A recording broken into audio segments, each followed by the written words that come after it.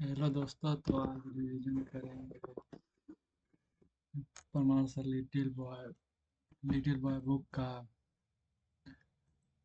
Chapter number 13, संवैधानिक और गैर संवैधानिक निकाय।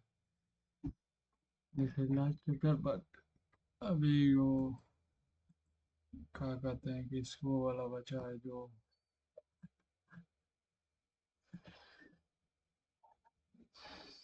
उस जो एक्ट से रिलेटेड है। कौन सा एक्ट कब पारित हुआ था? चलिए स्टार्ट करते हैं। भारत में चुनाव आयुक्त का कार्यकाल कितना वर्ष होता है? तो 6 वर्ष होता है भारत में चुनाव आयोग का कार्यकाल।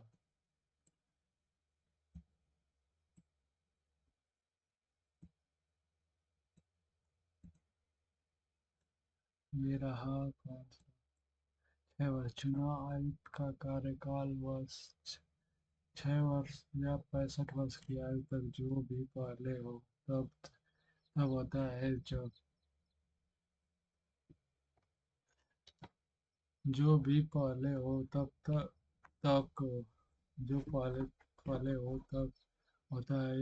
यह अवधि मुख्य चुनाव आयुक्त या चुनाव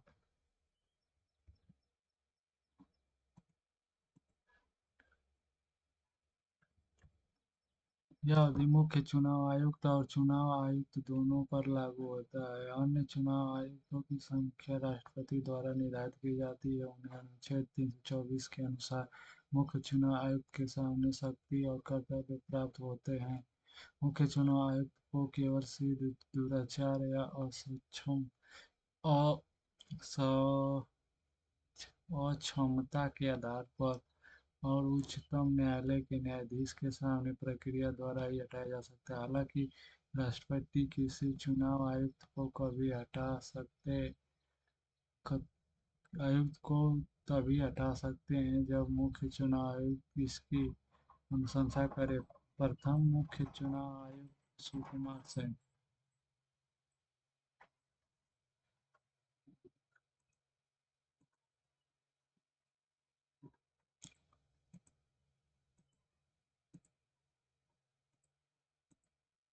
कहाँ गया? हाँ, क्वेश्चन नंबर 2। भारत के चुनाव आयोग के इतिहास में पहली बार बहुसदस्यीय निकाय किस वर्ष बना? चुनाव आयोग के इतिहास में पहली बार बहुसदस्यीय निकाय कब बना? यह बना 1989 में। भारत का प्रथम चुनाव आयोग वर्ष 1989 में पहली बार 89 में बहुसदस्यीय निकाय बना है। प्रारंभ में इसमें केवल एक मुख्य चुनाव आयुक्त होता था, लेकिन 61वें संविधान संशोधन 1988 द्वारा लोकसभा और राज्यसभा विधान सभाओं के चुनावों में मतदान की न्यूनतम आयु 21 वर्ष से घटाकर 18 वर्ष कर दी गई, जिसके पश्चात दो अतिरिक्त चुनाव आयुक्त की नियुक्ति की गई, जिससे यह 3 सदस्यीय निकाय बन गया 1989 में। भारत का चुनाव आयोग एक है संवैधानिक निकाय। संवैधानिक निकाय भारत का चुनाव आयोग संविधान के भाग 15 के अंतर्गत 324 से 329 तक एक संवैधानिक निकाय है। संबंधित अनुच्छेद 324 चुनाव का प्र- पर्यवेक्षण, निर्देशन और नियंत्रण चुनाव आयोग में निहित है।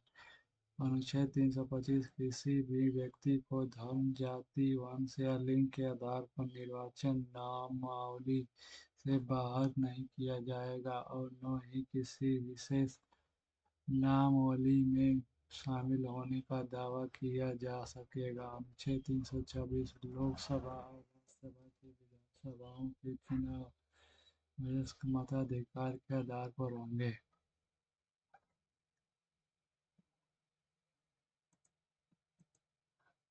मुख्य चुनाव आयोग के बारे में कौन सा कथन सही है? चुनाव आयोग 2001 में अपनी स्वर्ण जयंती मनाई।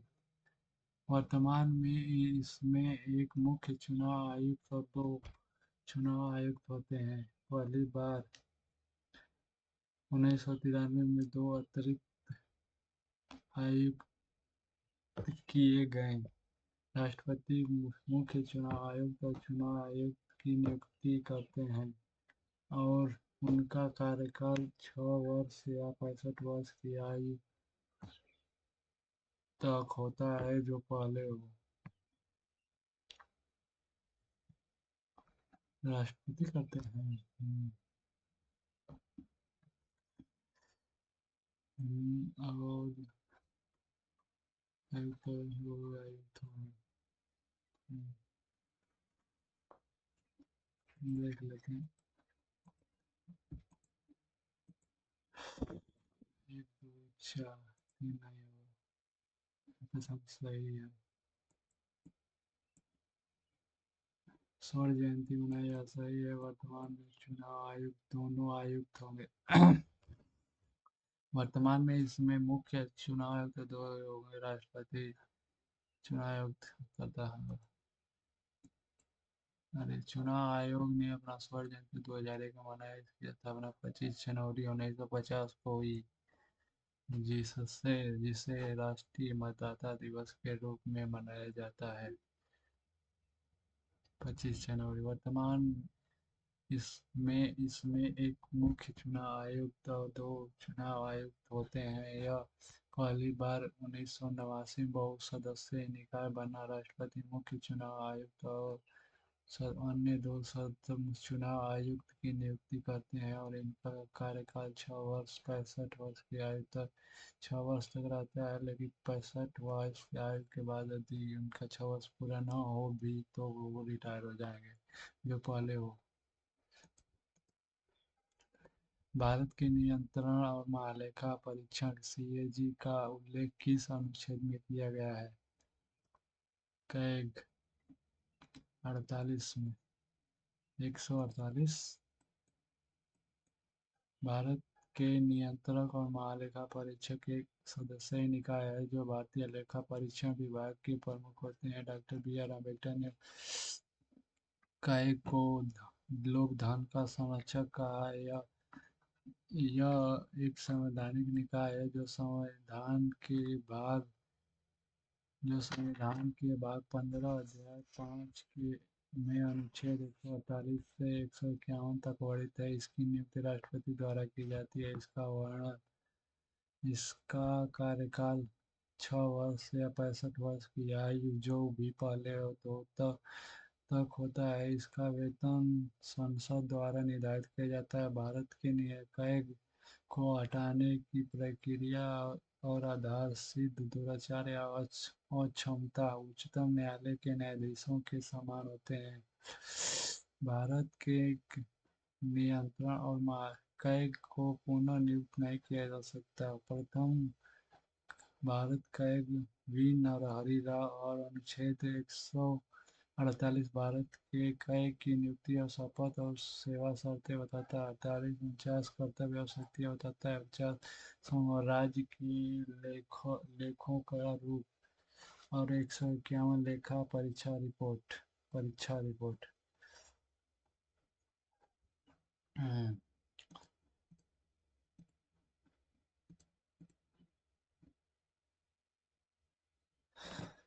कैग का बता हो गया। भारत के वित्तीय आयोग में एक अध्यक्ष और एक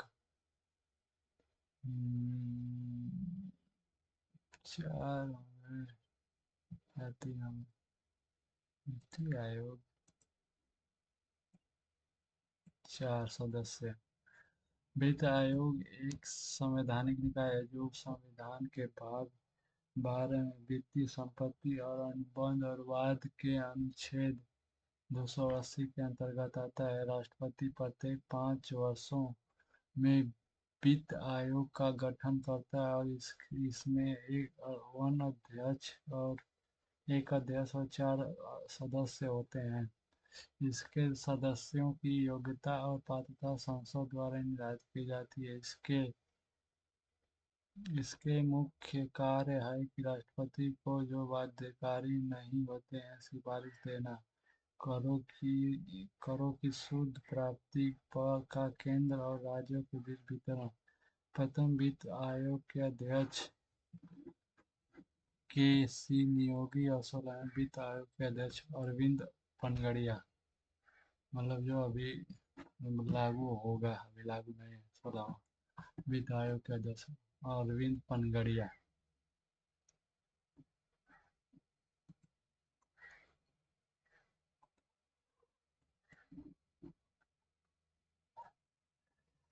भारतीय संविधान के किस अनुच्छेद में उल्लेख किया गया है कि भारत के महाधिवक्ता को अपने कर्तव्यों को निर्वहन में भारत के क्षेत्रों में सभी न्यायालयों में उपस्थित होने का अधिकार होगा?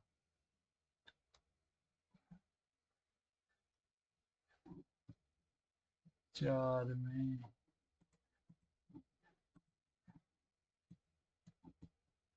3, अनुच्छेद 76 भारत भारत का महाधिवक्ता अटॉर्नी जनरल। राष्ट्रपति ऐसे व्यक्ति को भारत का महाधिवक्ता नियुक्त करेगा जो उच्चतम न्यायालय के न्यायाधीश के रूप में नियुक्त होने के योग्य हो। महाधिवक्ता को भारत को भारत को कानूनी मामलों में सलाह देना होता है। वह समय समय पर राष्ट्रपति द्वारा सौंपे गए अन्य कर्तव्यों का पालन करता है। 3, अपने कर्तव्यों का पालन करते हुए महाधिवक्ता को भारत का क्षेत्र में सभी न्यायालयों में उपस्थित होने का अधिकार। 4, महाधिवक्ता राष्ट्रपति की इच्छा तक कार्य करते हैं और उन्हें राष्ट्रपति द्वारा निर्धारित वेतन प्राप्त होता है। राष्ट्रपति की इच्छा तक कार्य करते हैं, उन्हें राष्ट्रपति द्वारा निर्धारित वेतन प्राप्त होता है। मतलब अटॉर्नी जनरल का वेतन कौन निर्धारित करता है? राष्ट्रपति। भारत संविधान का कौन सा अनुच्छेद भारत के चुनाव आयोग से संबंधित है? 324।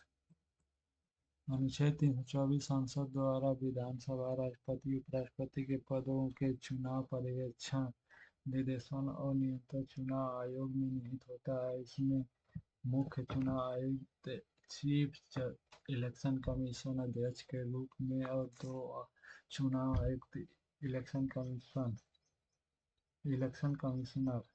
चुनाव आयुक्त राष्ट्रपति द्वारा नियुक्त किए जाते हैं।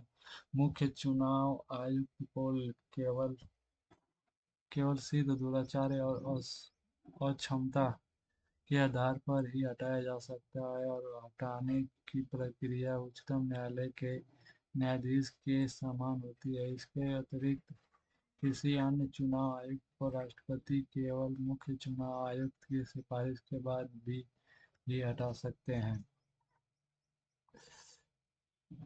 क्वेश्चन नंबर 9,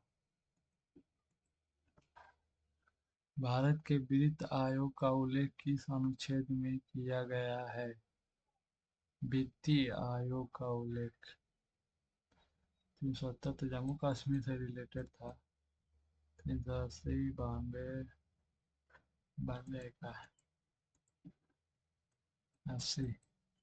अनुच्छेद 380 वित्तीय आयोग की संरचना, संगठन और कार्यों की व्यवस्था करता है। भाग 12 में निहित है। राष्ट्रपति द्वारा 5 वर्षों में गठित किया जाता है। इसका गठन संसद द्वारा तय किया जाता है जिसमें एक अध्यक्ष और 4 सदस्य होते हैं। योग्यता जो संसद द्वारा निर्धारित की जाती है। इस प्रकार अध्यक्ष को सार्वजनिक मामलों का अनुभव होना चाहिए। अन्य 4 सदस्य ऐसे क्षेत्रों में योग्य होने चाहिए जैसे सरकार के वित्त और लेखा प्रशासन, और शासन अर्थशास्त्र कानून या संबंधित विषय सदस्य उच्च न्यायालय के न्यायाधीश बनने के योग्य होना चाहिए। सदस्य पुनः नियुक्ति के योग्य होते हैं। कौन? वित्त आयोग के सदस्य पुनः मतलब पुनः अपॉइंट किए जा सकते हैं, री अपॉइंटमेंट के अलाउ होता है। 281 वित्त आयोग की सिफारिश। 282 10। भारत के वित्तीय आयोग के पहले अध्यक्ष कौन थे? केसी नियोगी।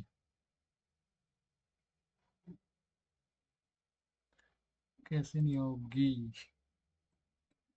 भारत के पहले वित्त आयोग 22 नवंबर 1991 केसी नियोगी अध्यक्ष में संगठित किया गया था। 16वां वित्त आयोग 2026 से 31।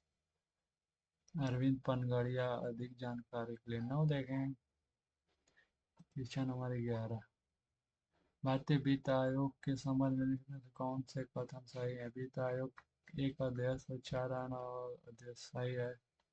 वित्त आयोग की सिफारिश सरकार के लिए बाध्यकारी होती है और सरकार की आयोग की सलाह के अनुसार धन आवंटित किया जाता है।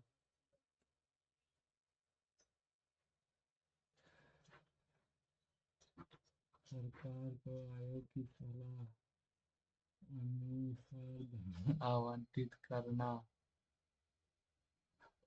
था। भारत संविधान का अनुच्छेद 280 वित्त आयोग से सिफारिश के बारे में है।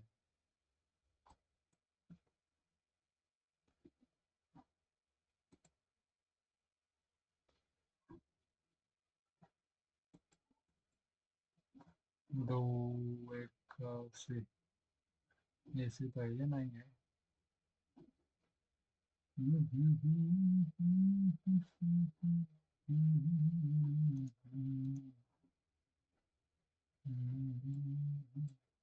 केवल एक। 280 वित्त आयोग सिफारिश के बारे में नहीं। 208 गठन के बारे में। 280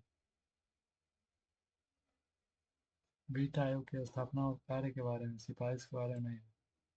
हमको लगा बस इतना पढ़ना। केवल एक वित्त आयोग और 4 अन्य सदस्य। वित्त आयोग की सिफारिश बाध्यकारी नहीं होती। सरकार इन्हें स्वीकार और अस्वीकार कर सकती है। 281 वित्त आयोग की सिफारिश से संबंधित प्रावधान है। इसके तहत जब वित्तीय आयोग अपना रिपोर्ट प्रस्तुत करता है तो राष्ट्रपति को एक सिफारिश और 2 व्याख्यात्मक ज्ञापन जो बताता है कि सरकार इस प्रकार की कार्रवाई की गई है दोनों सदनों में प्रस्तुत करना होता है। इसके केंद्र और राज्यों के बीच वित्तीय मामलों में पारदर्शिता और जवाबदेही सुनिश्चित होती है। भारतीय संविधान का कौन सा अनुच्छेद वित्तीय आयोग के सिफारिश के बारे में उल्लेख करता है?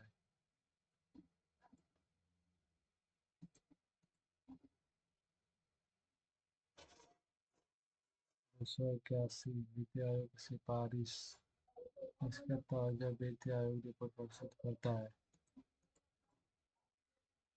स्तर 1 कंप्लीट हो गया।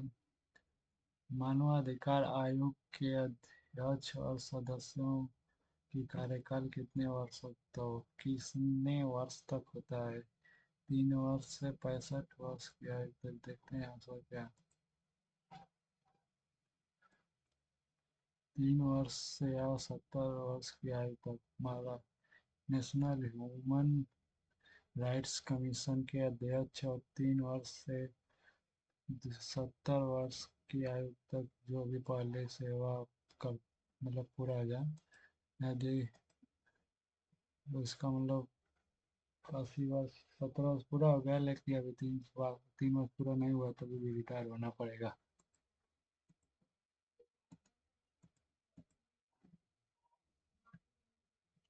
राष्ट्रीय मानवाधिकार आयोग किस अधिनियम के तहत स्थापित किया गया था? मानवाधिकार अधिनियम 1993 अधिनियम। सी है। मानवाधिकार संरक्षण अधिनियम 1993। एकदम याद कर लो, मानवाधिकार 1993। 93 संरक्षण है ये मानवाधिकार संरक्षण अधिनियम। भारतीय संविधान के निम्नलिखित में से किस अनुच्छेद के तहत संघ या राज्य की सिविल सेवा का कोई सदस्य अवैध सेवा में से बर्खास्तगी से सुरक्षा प्राप्त करता है?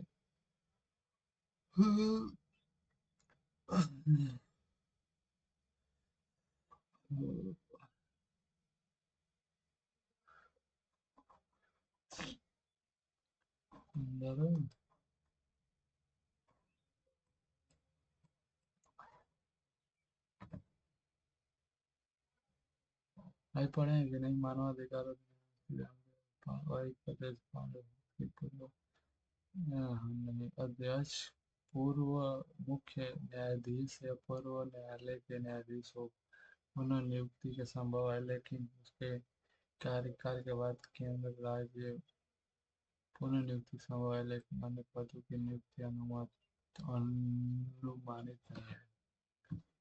केंद्रीय राज्य सरकार में इसे यानी इसका 311 सम्मानित। भारत के संविधान 311 में नागरिक सेवा सदस्य संघ एवं राज्य दोनों को मनमानी बर्खास्तगी हटाने या रैंक में कमी से सुरक्षा प्रदान करता है। यह सुनिश्चित करता है कि किसी भी नागरिक सेवा को सेवा से हटाना या नागरिक सेवा से हटाने निष्कासित किया नहीं जा सकता, सिवाय इसके कि जांच के बाद प्रकृति न्याय के सिद्धांत का पालन करती हो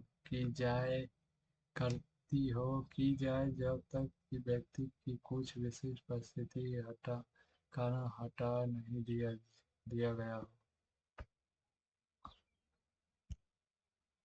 अबे यार।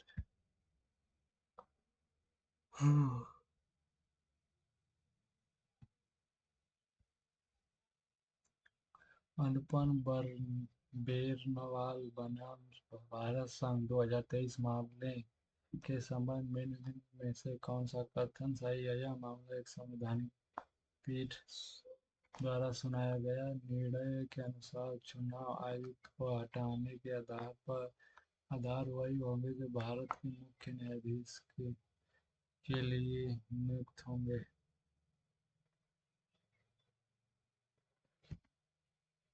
ये दोनों नहीं होगा, दूसरा गलत है। जहाँ तक केवल एक।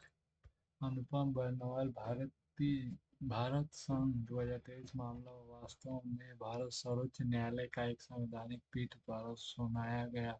संवैधानिक पीठ तब बनाई जाती है जब मामले संवैधानिक व्याख्या से संबंधित महत्वपूर्ण प्रश्न होते हैं। अनूप बर्नवाल मामले में दिए गए निर्णय के अनुसार चुनाव आयुक्त को हटाने के आधार मुख्य चुनाव आयुक्त चीफ इलेक्शन कमीशन के समान होंगे, न कि भारत के मुख्य न्यायाधीश सीजीआई के। मुख्य चुनाव आयुक्त को उच्चतम न्यायालय के न्यायाधीश की तरह हटाया जा सकता है, जिसके लिए संसद द्वारा प्रस्ताव पारित करना आवश्यक होता है।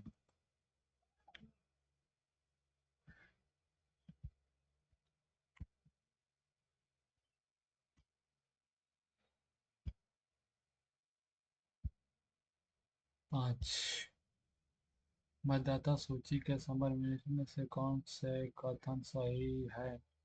प्रत्येक क्षेत्रीय निर्वाचन के लिए एक सामान्य मतदाता सूची होता है। प्रत्येक क्षेत्र एक समान मतदाता सूची होता है। सही है। पसंद है। किसी व्यक्ति को धर्म, जाति, लिंग आधार के आधार पर मतदाता सूची में शामिल होने के लिए अयोग्य नहीं ठहराया जा सकता है। उसे भारत का कोई नागरिक जिसकी आयु 18 वर्ष या उससे अधिक हो, जब तक कि उसे किसी उपयुक्त विधायिका कानून के तहत अयोग्य न ठहराया गया वो मतदान कर सकता है। तीनों सही है लगभग। तीनों सही। अनुच्छेद 225 के अनुसार क्षेत्रीय निर्वाचन के लिए लोकसभा या राज्यसभा विधानसभा में भी चुनाव आयुक्त के लिए एक सामान्य निर्वाचक सूची होगी। यह धर्म, जाति, लिंग या नस्ल के आधार पर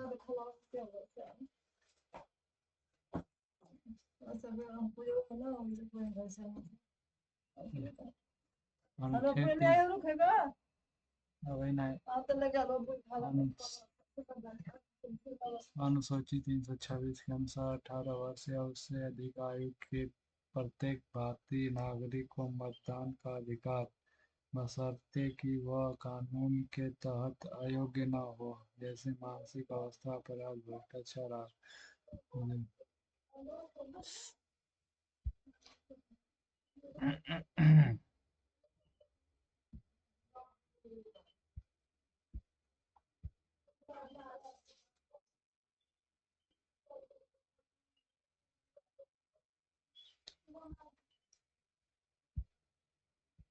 निम्नलिखित में से कौन सा प्रवर्तन निदेशालय के संबंध में सही नहीं है? हाँ। निम्नलिखित में कौन सा प्रवर्तन निर्देशालय के संबंध में सही नहीं है? यह राजस्व विभाग वित्तीय मंत्रालय के तहत एक विशेष वित्तीय जांच एजेंसी है। यह विदेशी मुद्रा प्रबंधन अधिनियम 1919 को लागू करता है। प्रवर्तन निदेशालय निम्नलिखित में से सही नहीं है।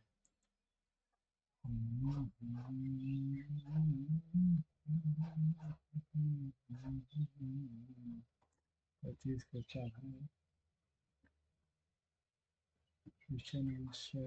यह मनी लॉन्ड्रिंग रोकथाम अधिनियम 2002 को लागू करता है।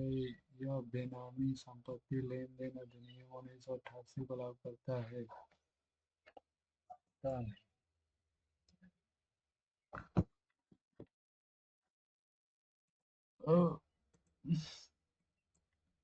यह बेनामी संपत्ति लेन देन अधिनियम 1988 लागू करता है। प्रवर्तन निदेशालय ईडी राजस्व विभाग वित्तीय मंत्रालय के तहत एक विशेष वित्तीय जांच एजेंसी है। आर्थिक अपराधों में संबंधित कानून को लागू करने के लिए जिम्मेदार है, विशेष रूप से विदेशी मुद्रा प्रबंधन अधिनियम (FEM) 1999, जो विदेशी मुद्रा और सीमा पार लेनदेन के विनिमय से संबंधित है। धन शोधन निवारण अधिनियम PMLA 2002, जिसका उद्देश्य धन शोधन को रोकना और अवैध गतिविधियों से प्राप्त संपत्ति को जब्त करना है। हालांकि बेनामी संपत्ति लेनदेन निषेध अधिनियम 1988 को आयकर विभाग द्वारा लागू किया जाता है, ईडी द्वारा नहीं। इसलिए यह कथन ईडी इस अधिनियम को लागू करता है गलत है।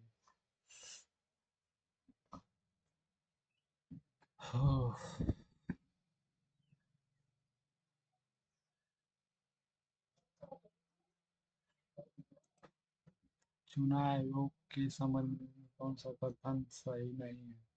यह उपराष्ट्रपति का चुनाव का संचालन करता है। सही है। एक चुनाव आयुक्त को मुख्य चुनाव आयुक्त की सिफारिश के बिना पद से हटाया जा सकता है। चुनाव आयुक्त को मुख्य चुनाव आयुक्त की सिफारिश के बिना हटाया जा सकता है। चुनाव आयुक्त की नियुक्ति सही नहीं है। चुनाव आयुक्त की नियुक्ति भारत के राष्ट्रपति द्वारा की जाती है। सही है। किसी राज्य का राज्यपाल संवैधानिक रूप से चुनाव आयोग को आवश्यकता अनुसार सहयोगी स्टाफ प्रदान करने के लिए बाध्य होता है।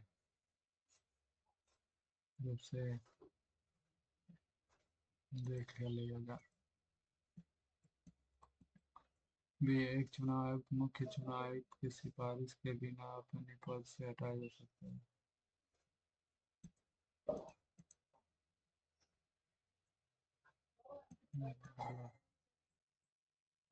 चुनाव चुनाव आयोग को आवश्यकता सहयोगी स्टाफ प्रदान करने के लिए बाध्य होता है। तीनों सहयोग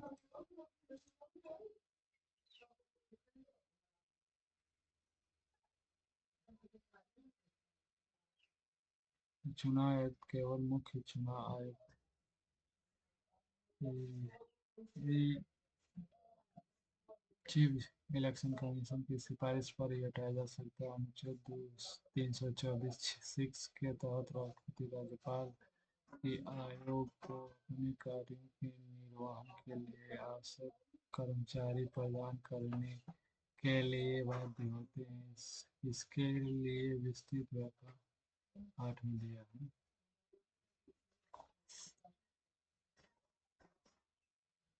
भारत के चुनाव आयोग द्वारा मतदाता फोटो पहचान पत्र ईपिक का उपयोग किस वर्ष शुरू किया गया?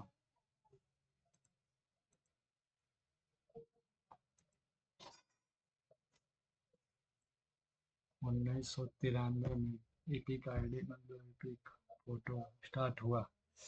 चुनाव आयोग ने 1993 में मतदाता फोटो पहचान पत्र को लागू किया ताकि चुनाव सूची में सटीकता सुनिश्चित की जा सके, धोखाधड़ी को रोका जा सके। पहला राज्य जहां ईपिक के उपयोग से चुनाव हुआ वह गोवा था।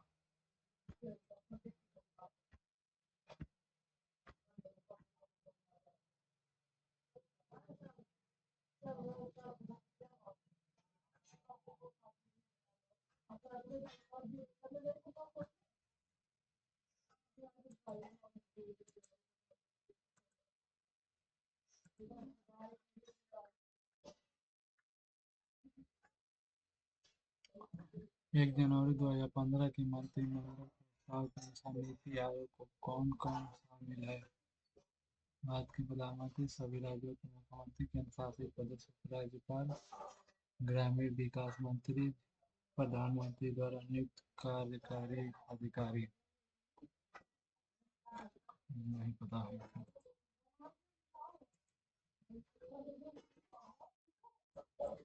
1 2 3 1 2 4 3 ग्राम प्रधानमंत्री द्वारा नियुक्त मुख्य कार्यकारी अधिकारी।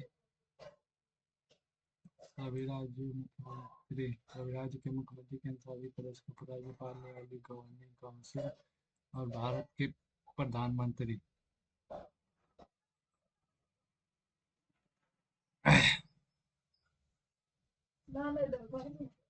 नहीं, निम्नलिखित में कौन सा मानवाधिकार संरक्षण अधिनियम 1993 के अधिकार क्षेत्र से नहीं आता है? मानवाधिकार मानवाधिकार परिषद, न्यायालय।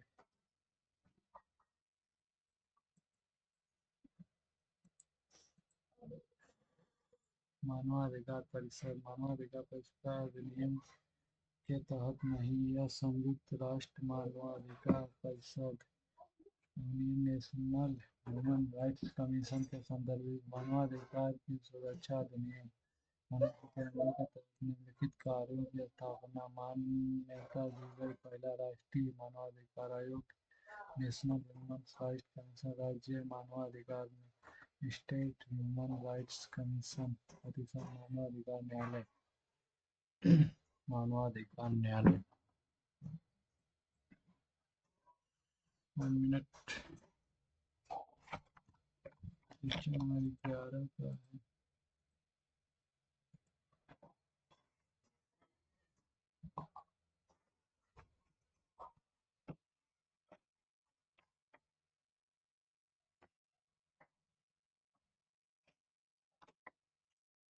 निम्नलिखित में कौन वस्तु और सेवा परिषद के अध्यक्ष होते हैं? केंद्रीय वित्त मंत्रालय,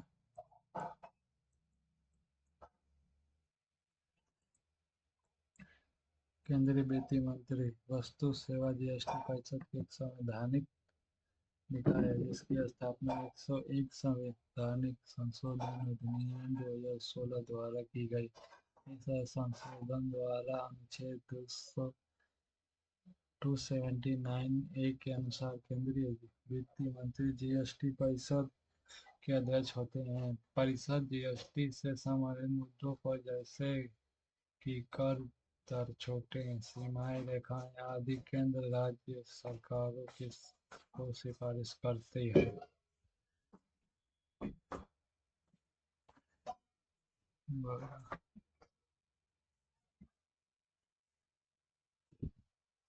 निम्नलिखित में से कौन सा भारत में राष्ट्रीय महिला आयोग नेशनल नेशनल वुमेन कमीशन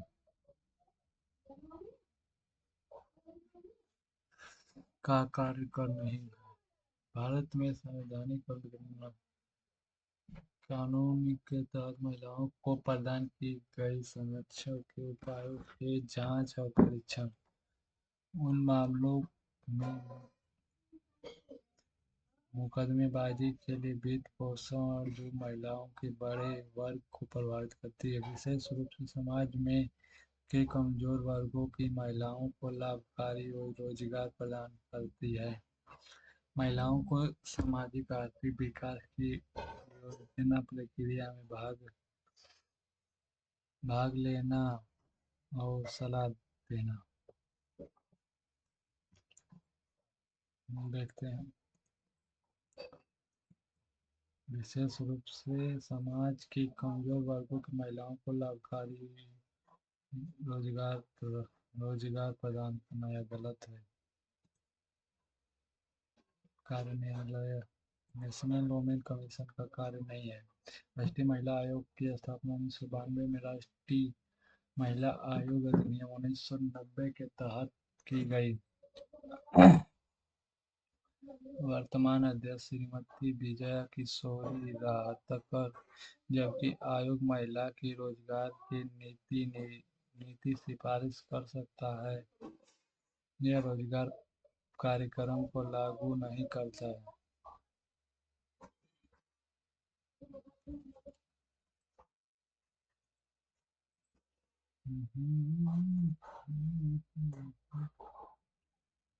तेरह,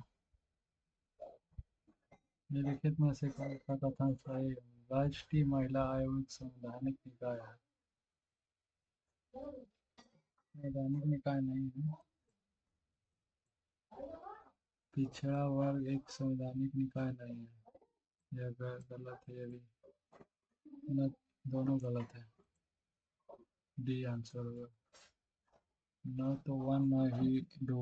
राष्ट्रीय महिला आयोग एक वैधानिक संस्था है जिसकी स्थापना 1992 में राष्ट्रीय महिला आयोग अधिनियम 1990 के तहत की गई। अतः कथन एक गलत है। 102 संविधान संशोधन 2018 के पिछड़ा आयोग को संवैधानिक दर्जा प्रदान किया गया जो अनुच्छेद 238 बी में वर्णित है, जो विशेष वर्गों के संबंधित विशेष प्रावधान से वर्णित है।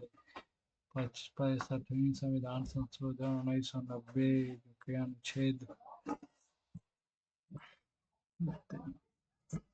1990 के अनुच्छेद 238 में संशोधन किया गया जिसके तहत अनुसूचित जाति आयोग और अनुसूचित जनजाति आयोग के लिए विशेष अधिकारी को हटाकर एक बहुसदस्यीय आयोग का गठन किया गया जिससे उनके अधिकारों की रक्षा की जा के लिए अधिक शक्ति प्रदान की गई। बाद में 89वीं संशोधन 2003 के तहत इसे दो अलग अलग आयोग में विभाजित किया गया। अनुसूचित जाति आयोग अनुच्छेद 238 और अनुसूचित जनजाति आयोग अनुसूचित जनजाति आयोग 238 ए।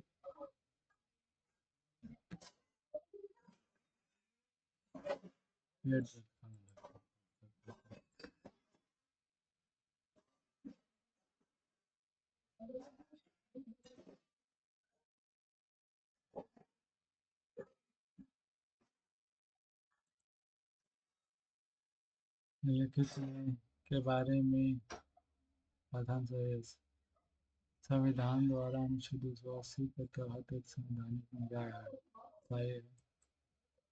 वित्त आयोग है ना 280 में।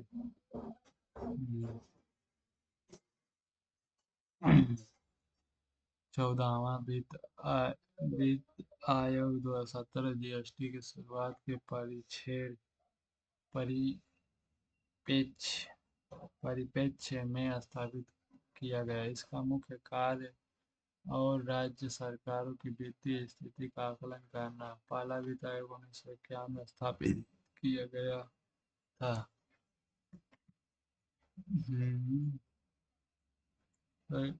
नहीं है अभी तक। दोनों में होगा बी या सी। बी। 14वां वित्त आयोग 2017 में जीएसटी की शुरुआत परिप्रेक्ष्य में स्थापित किया गया।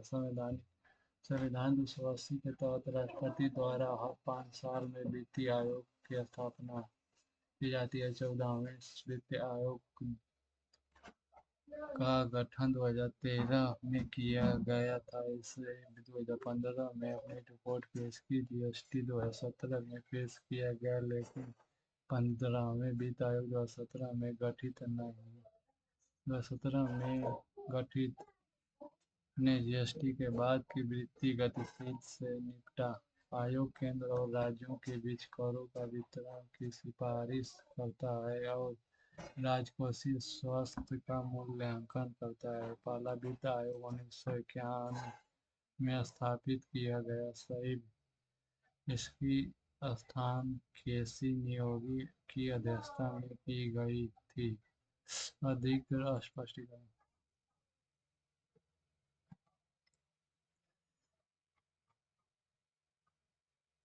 निम्नलिखित में से कौन सा कार्य अनुसूचित जाति आयोग के अधिकार में नहीं है? अनुसूचित जाति संरक्षण संबंधित मामलों की जांच करती है। अनुसूचित जाति अधिकार के हनन से विशेष शिकायतें की जा अनुसूचित जाति कल्याण से संबंधित रिपोर्ट तैयार करती है। अनुसूचित जनजाति से संबंधित मामले न्यायिक जांच शुरू करना। तो डी हो सकता है। डी। अनुसूचित जाति के मामले संबंधित न्यायिक जांच शुरू करना। आयोग के पास न्यायिक शक्ति नहीं है। यह जांच की सिफारिश कर सकती है और रिपोर्ट मांग सकता है, लेकिन न्याय की तरह न्यायिक शुरुआत शुरू नहीं कर सकता। मामला मूल रूप से 65वें संविधान संशोधन 1990 द्वारा अनुसूचित जनजाति सुप्रीम कोर्ट और अनुसूचित जनजाति एसटी दोनों देखभाल के लिए 238 के तहत एक निकाय बनाया गया है। बाद में 1989 में संविधान संशोधन 2003 इसे राष्ट्रीय अनुसूचित जाति आयोग एनसीएससी अनुच्छेद 238 और राष्ट्रीय अनुसूचित जनजाति एनसीएसटी अनुच्छेद 238 में विभाजित कर दिया। एनसीएससी फरवरी 2004 में प्रभावी हुआ।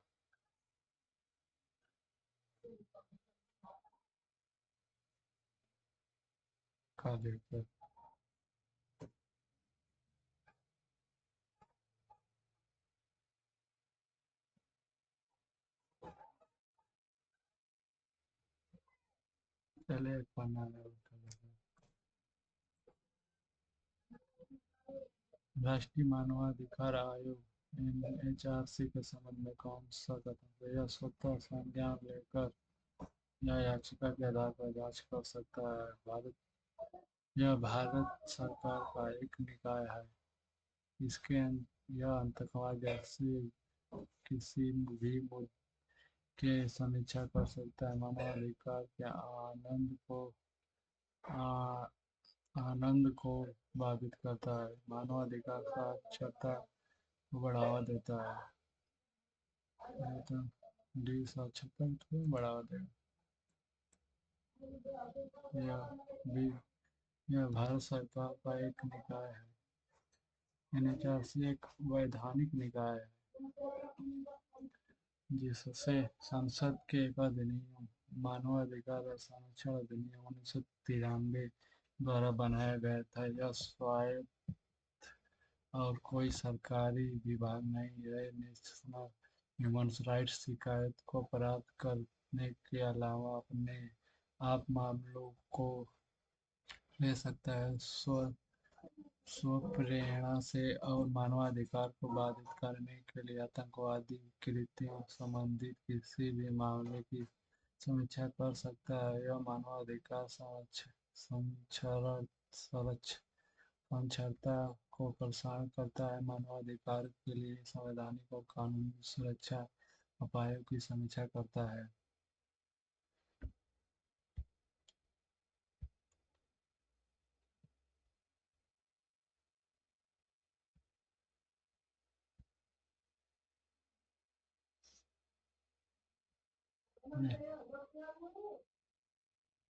अब आई ना,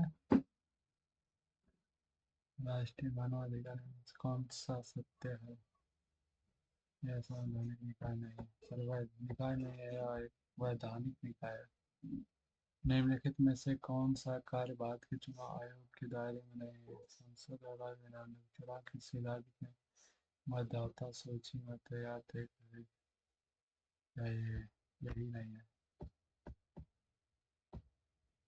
राष्ट्रपति चुनाव, स्थानीय निकाय, नगर पालिका आदि का चुनाव है।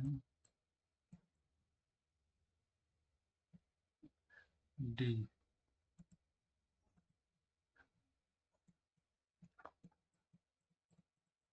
स्थानीय निकाय जैसे नगर पालिका आदि के लिए चुनाव कराना भारत का चुनाव आयोग स्थानीय निकायों के चुनाव नहीं कराती है। यह काम राज्य चुनाव आयोग द्वारा किया जाता है। स्थानीय निकाय चुनाव जैसे नगर पालिकाओं, पंचायतों 243 के पंचायत के लिए और 243 छेद ए नगर पालिकाओं के अनुसार चुनाव आयोग द्वारा कराया जाता है।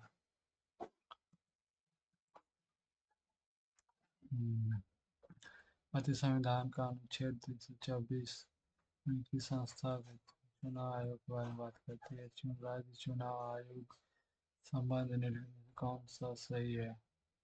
चुनाव आयुक्त, राज्य चुनाव आयुक्त नियुक्ति भारत के चुनाव आयोग द्वारा की जाती है। राज्य चुनाव आयुक्त केवल उसी प्रक्रिया के तहत हटाया जा सकता है जिसे उच्च न्यायालय के न्यायाधीश पर निर्धारित है।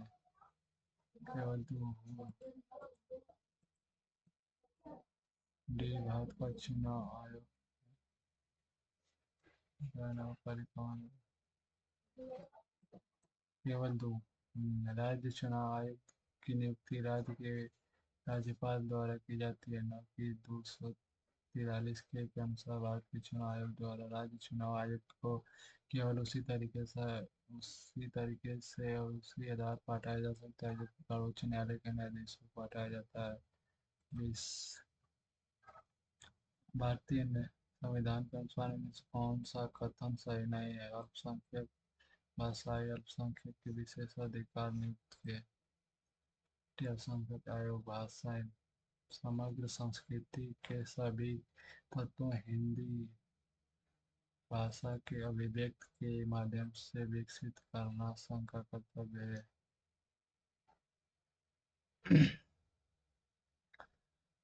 संविधान में हिंदी भाषा के संवर्धन के लिए हिंदुस्तानी शब्द का उल्लेख किया गया है। प्रत्येक राज्य के अल्पसंख्यक समूहों को प्राथमिक स्तर मातृभाषा में शिक्षा देने के लिए यही वसी देखते हैं। अल्पसंख्यक भाषाई अल्पसंख्यकों के लिए एक निर्देश अधिकारी नियुक्त है। करते रहते हैं बढ़ावा दें जिससे हिंदुस्तान की पुरानी भाषाओं का उपयोग हो। अनुच्छेद 350 राज्यों द्वारा अल्पसंख्यक बच्चों को प्राथमिक स्तर पर मातृभाषा को शिक्षा प्रदान करता है।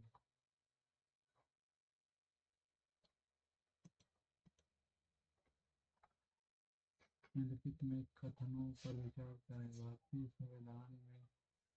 संविधान में भारतीय संविधान में संविधान नवासीवां संशोधन अधिनियम 2003 द्वारा अनुसूचित जनजाति आयोग की स्थापना का प्रावधान किया गया। पिछड़ा वर्ग आयोग और अल्पसंख्यक आयोग राष्ट्रीय अनुसूचित जाति आयोग संवैधानिक निकाय है। राष्ट्रीय महिला आयोग एक संवैधानिक निकाय नहीं है। अभिषको नवासवा अनुसूचित जनजाति आयोग सही है, तीनों सही है। केवल एक और दो में क्या गलती है भाई?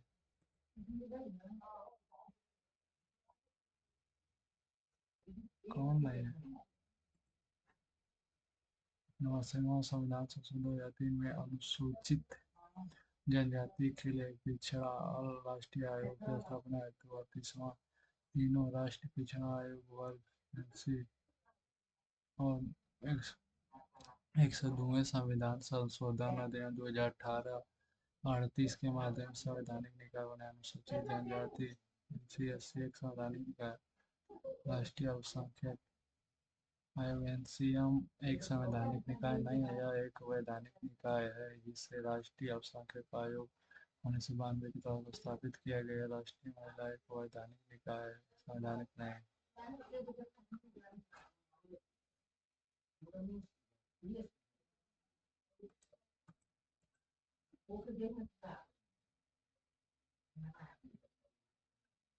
कौन से कथन सही नहीं? अच्छा ऐसा ही है, सही नहीं है। पहले प्रश्न पूछा यार, कौन से कथन सही नहीं है तुमको समझ में नहीं।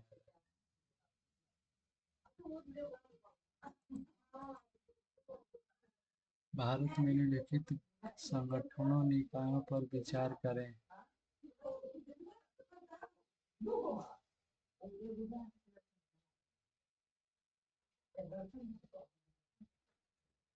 भारत में संविधान संगठन निकायों पर विचार करें।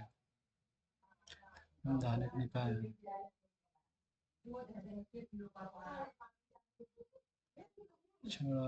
राष्ट्रीय विधि आयोग 3 2 केवल एक राष्ट्रीय पिछड़ा संविधान संशोधन अधिनियम संवैधानिक निकाय है। संवैधानिक निकाय मानवाधिकार वस्तु है। मानवाधिकार एक सांविधिक निकाय है। राष्ट्रीय विधि और संवैधानिक निकाय होता है, सांविधिक निकाय।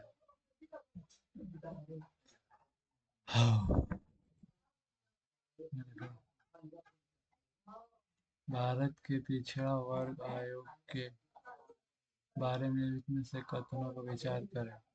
पहला, पिछड़ा आयोग लोकप्रिय रूप से काका लेकर आयोग के रूप में माना जाता है। तीसरा, पिछड़ा वर्ग आयोग लोकप्रिय मंडल के आयोग के रूप में जाना जाता है। पिछड़ा आयोग लोकप्रिय रूप में काका लेकर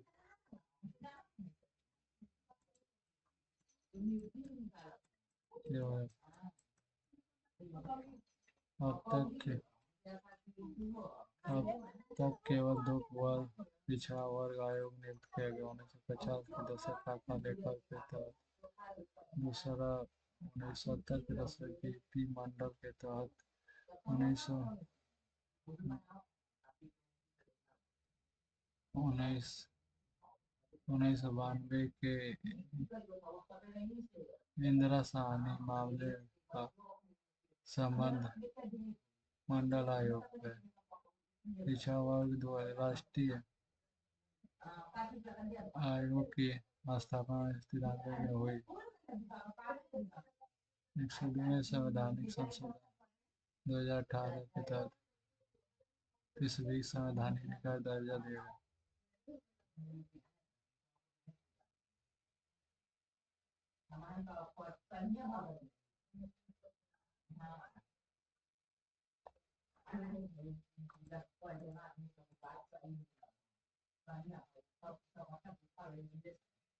कौन सा कथन सही है? प्रथम विधि आयोग के भारतीय डेंटल संघ इंडिया प्रीनल का 1860 में सिफारिश की एपील पूरी तरह से बजट द्वारा स्थापित। पता नहीं। दोनों एक दो भारतीय संहिता आईपीसी 1860 में प्रथम विधि आयोग द्वारा स्थापित किया गया। थॉमस मैकाले ने इसे 1836 के चार्टर एक्ट और 1833 द्वारा स्थापित किया। आईपीसी भारतीय न्याय संहिता बीएनएस 2023 द्वारा स्थापित किया गया और इसकी दंड संहिता इस प्रकार दंड प्रक्रिया संहिता क्रिमिनल कोड 1923 और भारतीय शास्त्र संहिता भारतीय नागरिक सुरक्षा बीएनएस और भारतीय शास्त्र संहिता बीएस से 2003 द्वारा स्थापित हुआ। नीति आयोग के बारे में कथन सही है? इसका संचालन लद्दाख के उपराज्यपाल एक सदस्य है। दोनों।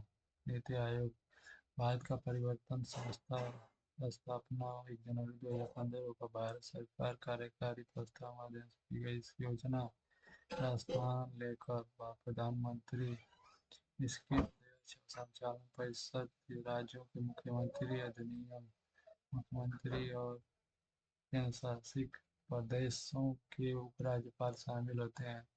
श्री सुमन के बेरी वर्तमान में नीति आयोग के उपाध्यक्ष है। एक चैप्टर और बचा है। धन्यवाद दोस्तों फॉर वाचिंग।